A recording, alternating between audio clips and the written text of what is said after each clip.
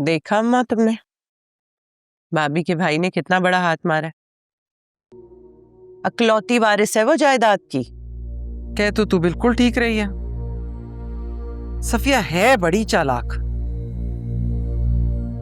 खुद पैसे वाली बहू लेकर आ रही है और हमें 2 जोड़ी कपड़े में अपनी निकम्मी बेटी पकड़ा दी। बिल्कुल सही कह रही हो अम्मा, 2 जोड़ों में भेजने का इरादा था उनका। तो वो तो हमने लिस्ट थमा दी चीजों की, वरना नहीं आना था कुछ हाथ। मुझे तो लग रहा है वो लड़की सारी जायदाद इनके पास ही लेकर आएगी। जब भी भाभी की अम्मा ने फट से हाँ कर दी है। हाँ भाई, इकलौते बेटे की माँ है, कोई ना कोई मुफाद तो देखा ही होगा उसने। वैसे राबिया एक बात कहूं, देखने में दोनों माँ बेटे कैसे मासूम से लगते थे और अंदर से कैसे मीसने निकले हैं। और वो छोटी वाली, वो सब में ज्यादा तेज है।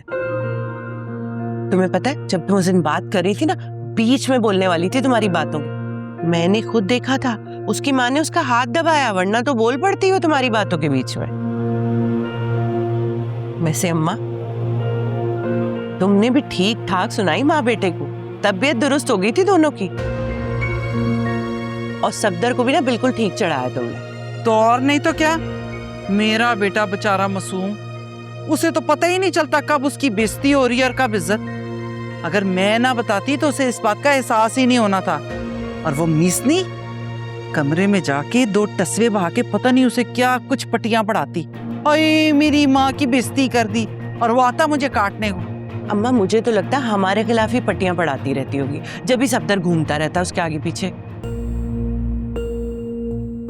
और शाम में देखा था कैसे बैग उठाया मॉल निकल गई। वैसे तो सफदर आता है लेने, और इस बार तो अकेली ही चली गई। और टाइम देखे, आने का नाम ही नहीं है अभी तक। अरे भाई परे हटो, अगर खसम को ही परवाह नहीं तो मैं क्यों अपना दिल जलाऊं। आती आए, नहीं आती ना आए, वो जाने और उसका खसम। पर अम्मा, मजा तो आ जाएगा जब सफदर घर आएगा।